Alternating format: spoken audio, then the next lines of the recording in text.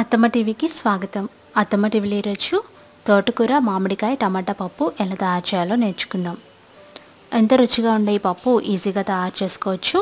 కావలసిన పదార్థాలు: కందిపప్పు 100 గ్రాములు డబుల్ వాటర్ వేసి 10 నిమిషాలు నానబెట్టుకోవాలి.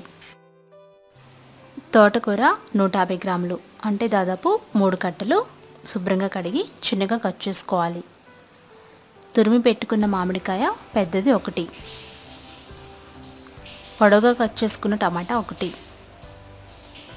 పొడవుగా తరిగి పెట్టుకున్న ఉల్లిపాయ 1, పొడవుగా చీల్చుకున్న పచ్చిమిరపకాయలు 4.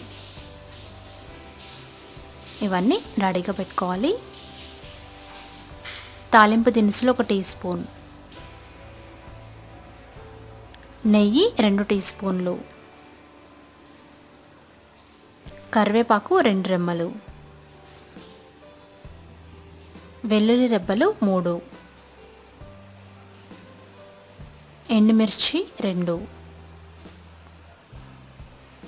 జీలకర్ర 1 టీ స్పూన్, నూనె 1 టేబుల్ స్పూన్, కారం 1 టీ స్పూన్, ఉప్పు తగినంత, పసుపు చిటికెడు. ఇప్పుడు తయారీ విధానం నేర్చుకుందాం. ముందుగా కందిపప్పుని డబుల్ వాటర్ వేసి అరగంట పాటు నానబెట్టుకోవాలి. బాగా నానిన కందిపప్పుని కుక్కర్లో తీసుకొని 3 విజిల్స్ వచ్చేంత వరకు ఉడికించి బాగా మ్యాష్ చేసుకొని పక్కన పెట్టుకోవాలి. స్టవ్ వెలిగించి కడాయి పొయ్యి మీద పెట్టి వేడి చేయాలి.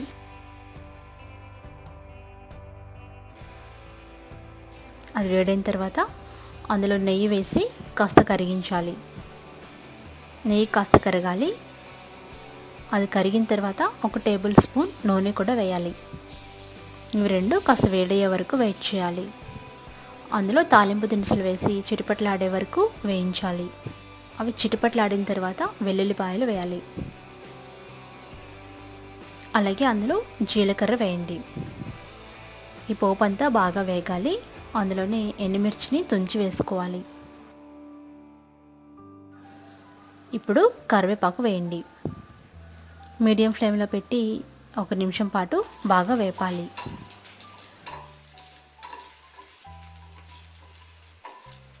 పోపు బాగా వేగిన తర్వాత కట్ చేసుకున్న ఉల్లిపాయలు పచ్చిమిర్చి వేయాలి. ఉల్లిపాయ పచ్చిమిర్చి వేసి తిప్పుకుంటూ ఇవి కాస్త కలర్ మారేంత వరకు వేయించుకోవాలి. లో ఫ్లేమ్లో పెట్టి 3 నిమిషాల పాటు వేయించండి.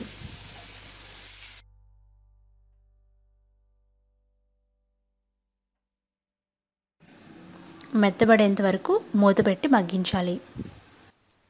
ఇప్పుడు మూత తీసి చూస్తే ఉల్లిపాయ ముక్కలు బాగా మగ్గి ఉంటాయి. మెత్తబడినప్పుడు అందులో టమాటా ముక్కలు వేయాలి. టమాటా ముక్కల్ని కూడా 2 నిమిషాలు నూనెలో వేపాలి. మూత పెట్టి మగ్గించాలి. ఇవి కూడా కాస్త మెత్తబడేంత వరకు మగ్గించాలి. ఇప్పుడు అందులో కడిగి కట్ చేసి పెట్టుకున్న తోటకూర వేయాలి. నూనెలో ఇది కూడా 6-7 నిమిషాలు వేపాలి. అంటే ఈ తోటకూర అంతా బాగా వేగేంత వరకు వేపాలి. 1-2 నిమిషాలు నూనెలో మూత లేకుండా వేయించాలి.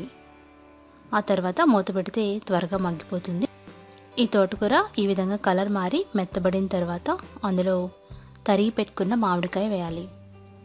ఈ మామిడికాయ మిశ్రమం తోటకూరకు పట్టేలాగా కలపాలి.